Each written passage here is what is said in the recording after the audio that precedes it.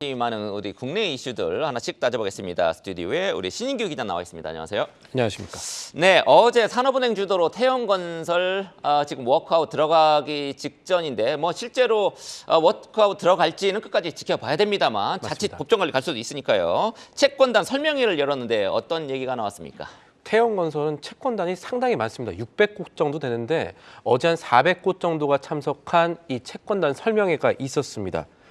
윤세영 태엽그룹 창업회장이 이 자리에 섰습니다. 이 아흔이 넘으셨죠. 윤 회장의 자구안을 설명하면서 눈물을 좀 보였다고도 하는데 내용들을 살펴보면은 태형건설은 그래도 가능성이 있는 회사다. 산업은행이나 이런 곳에서는 이 실제 문제되는 채무가 9조 원 넘는다고 하지만 우리가 봤을 때 정말 문제 있는 거는 2조 원이 조금 넘는 2조 5천억 원 정도다. 기회를 주면 영업이익률도 높고 4년 안에 돈을 버을 수가 있는 회사이기 때문에 사력을 다해서 살려내겠다. 이런 입장을 밝혔습니다. 그리고 함께 밝힌 자구안 내용 보면은 크게 네 가지입니다. 먼저 1,550억 원 규모의 태형 인더스트리 매각 대금 이거 태형건설한테 쓰기로 했고요. 그리고 에코비트와 블루원을 매각해서 일부는 담보로 잡고 또 이것도 태형건설에 지원하겠다. 이런 얘기들을 밝혔고 평택사이로라는 곳이 있습니다. 이것도 회사인데 이 지분을 담보로 제공을 하겠다는 겁니다. 이렇게 하면 자구안 규모가 1조 6천억 원 정도가 됩니다. 네, 이 에코비트, 블루원, 평택사이로 다 이제 계열사가 되겠고, 맞습니다. 에코비트는 이제 환경업체, 블루원은 이제 골프장 운영업체 이렇게 돼 있더라고요. 일단 구순의 윤세영 회장 눈물로 이제 호소를 하셨다고는 얘기하지만 우리 금융회사 직원들이 이렇게 감정에 휘둘릴 사람들은 아닐 것 같고 어제 나온 자구안이 채권단이 만족할 만한 수준이 아니었다 이런 평가가 나오더라고요. 어떻습니까? 만족할 만한 수준 아니라고 봐야죠. 시장에서 바라던 수준과도 상당히 동떨어져 있는 게 사실입니다. 왜냐하면 오너 일가인 윤세영 창업회장이 이번에 채권단 설명에 나온다는 건 아무래도 사재 출연하지 않겠느냐 이런 관측들이 많았고 그런 관측들 때문에 사실 직전까지 주가가 상당히 많이 뛰었습니다. 태형건설의 주가 많이 뛰었는데 윤세영 회장 일가가 내놓을 수 있는 사재가 3천억 원 될 거 정도 추산을 했었고 이 또 하나의 캐시카우죠. SBS 얘기가 있어야 됐었는데 이 두 가지 얘기들 오너 일가의 사재 출연 그리고 캐시카우인 SBS 매각 모두 이번 자구 안에서 빠져 있었습니다. 설명회에서 아예 언급을 안 했군요. 말을 다 흐렸습니다. 사실은 최선을 다하겠다 뭐 이런 정도 얘기만 했었고 그러다 보니까 강석훈 산업은행 회장이 끝나고 기자들과 만났을 때 어떤 얘기를 했냐면요. 이대로면 태형건설의 워크아웃은 어렵다고 봐야 된다라는 얘기까지 했습니다. 현재 태형건설의 상황은 대주주의 잘못된 경영 판단에서 비롯된 만큼 이 회사와 대주주가 문제 해결을 위해서 이 책임 있는 자세와 진정성을 더 보여줘야 된다라는 겁니다.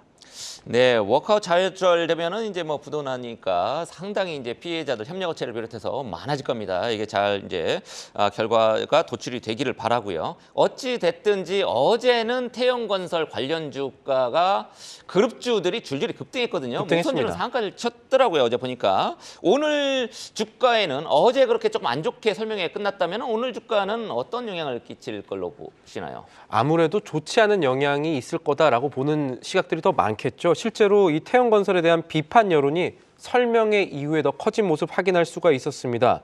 앞서 설명드린 대로 자구안이 뼈를 깎는 수준으로 자구안을 내놨다 이렇게 보기 어렵다는 게 중론이었고요. 이대로라면은 정부가 태형건설 살려줄 거라는 기대감, 주가 상승의 원동력 조금 사그라들 가능성이 있겠죠.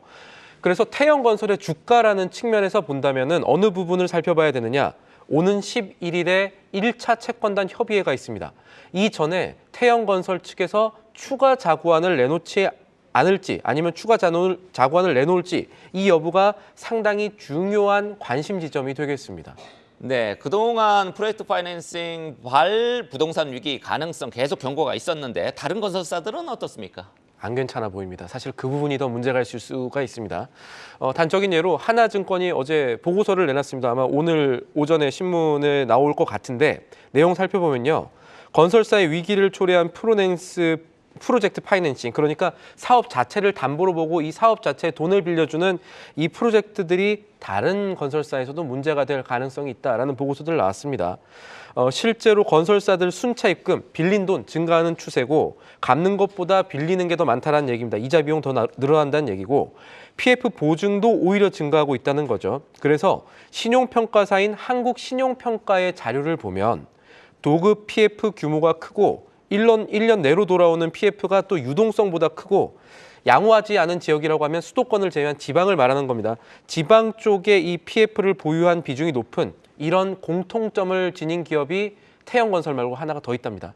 비상장사하긴 하지만 꽤 크죠. 롯데건설입니다. 롯데건설이 조금 흔들릴 가능성 봐야 된다. 그래서 건설사라는 것은 한 곳이 흔들리면 연결된 도급 업체부터 다 흔들리기 때문에 연쇄 효과가 크기 때문에 PF발 부동산 위기는 사실은 아직까지도 현재 진행형이라고 봐야겠습니다. 네, 그렇군요. 자, 다음으로 이제 우리 윤석열 대통령이 금융투자 소득세 폐지 요거 추진하겠다 이렇게 이제 밝혀서 개인 투자자들이 좀 환호한 측면이 있었습니다만 요거와 같이 상법 개정을 검토하겠다라고 얘기했습니다. 어제 금융투자 소득세 소식 전해드렸는데 오늘은 상법 개정 얘기 요거를 신 기자가 지금 취재를 해왔습니다. 요게 어떤 의미가 있습니까? 어제 사실 금투세 폐지가 이슈가 좀 많이 됐지만요. 사실은 어쩌면 장기적으로는 금투세 폐지보다 더 중요한 게 상법 개정일 수가 있겠습니다. 윤 대통령이 금투세 폐지 이야기하면서 이사회가 의사결정 과정에서 소액주주의 이익을 책임 있게 반영할 수 있도록 하는 상법 개정 역시 추진하겠다고 했죠. 어떤 내용인지 조금 더 자세히 봤더니 지금까지 상법들 보면은 이사의 충실 의무 대상을 회사로 지금 한정을 해놨습니다. 근데 이거를 주주까지로 좀 늘리면서 한국의 증시가 저평가되는 코리아 디스카운트 요인 이거 한번 해소해 보겠다는 뜻으로 보겠습니다. 볼 수가 있습니다. 네, 금융투자소득세는 뭐 세법 개정을 해야 되는 거고, 요 상법은 이제 이것도 법이니까 국회에서 이제 여야가 머리를 맞대고 개정을 해야지 이제 우리가 현실화가 될 텐데 현재 국회에서 논의 중인 개정안이 있습니까? 있습니다. 그리고 이 상황들이 좀 재밌습니다. 이 상법 개정안 추진 의지를 밝힌 거는 대통령인데요. 국회에 올라가 있는 상법 개정안들 보면 다 야당, 그러니까 민주당 쪽입니다.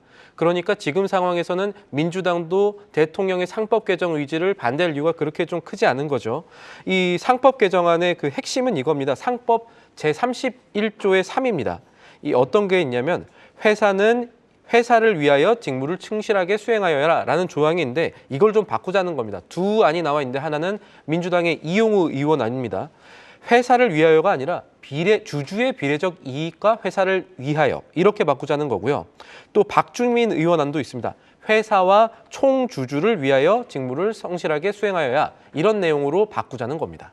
지금 보니까 주주의 비례적 이익 또 총주주 요런 표현들이 들어간단 말이죠. 이제 요거는 이제 개정안에 이제 입법 발의된 내용입니다만 요게 실제로 상법에 들어가면은 어떻게 됩니까? 쉽게 말씀드리면요. 그동안에는 우리나라 기업들은 오너 일가의 힘이 좀 사실 강했지 않습니까? 그래서 대주주의 이익을 반영하고 또 이런 것이 회사의 이익을 반영한다는 측면에서 다 오케이가 됐었었는데 불법이 아니게 됐었었는데 주주의 비례적 이익, 총주주 어려울 수 있으니까 쉽게 말씀드리면 소액주주 이익 강화하겠다는 겁니다. 그동안에는 안 됐던 것들, 그러니까 문제가 크게 안 됐던 것들, 하지만 개인 주주들 피눈물 났던 LG화학 물적 분할 같은 것들 있지 않습니까?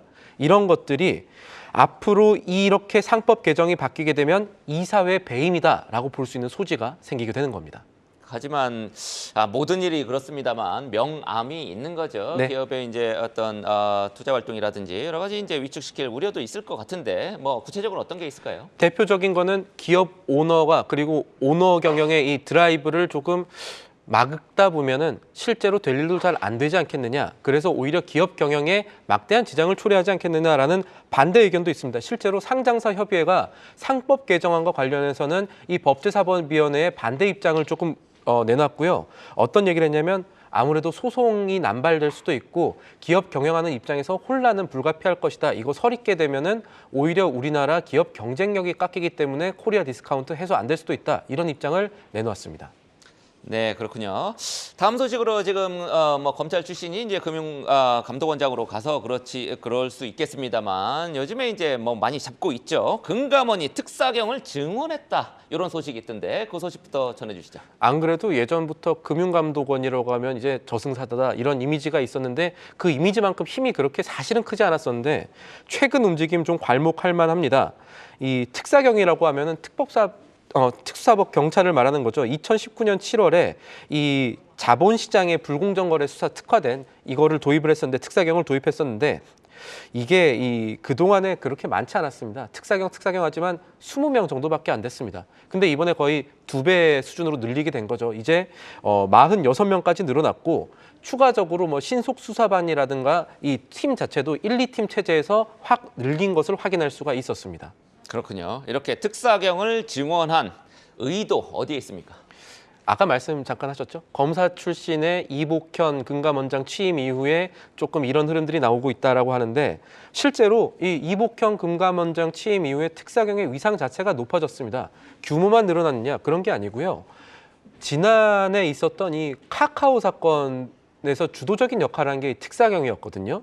이 재벌의 총수급에 가까운 본인은 아니라고 계속 말씀하시지만 김범수 카카오 센터장을 포토라인에 세운 것도 금감원 특사경의 큰 역할이었고요. 이 카카오사 이후에 특사경 위상이 상당히 높아지면서 이렇게 힘을 받는 조치, 그러니까 금감원 안에서 특사경을 밀어주는 조치가 계속 나오고 있습니다. 그러면은 이렇게 밀어준 특사경들 앞으로 어떤 일 할까 살펴봐야겠죠. 금감원 얘기 들어보면은 불법 공매도 그리고 당장 있을 이 핀플루언서라고 합니다. 이 금융 쪽에 이 유튜브라든가 뭐 여러 가지 통해서 이 시장에 영향을 미치는 인플루언서들이 지금 시세 조정 행위하는 것들이 있을 수 있다. 이런 거 엄정히 살펴보겠다. 이런 입장을 밝힌 것을 확인할 수가 있었습니다. 네, 개인적으로 이 자본시장 선진화를 위해서는 이렇게 불법 거래들 뿌리 뽑고 엄벌을 해야 될 것 같습니다. 이런 부분들 특사경 증언해서 이렇게 조치하는 부분들은 응원을 하겠습니다. 자, 지금까지 신인규 기자였습니다. 수고 많았습니다.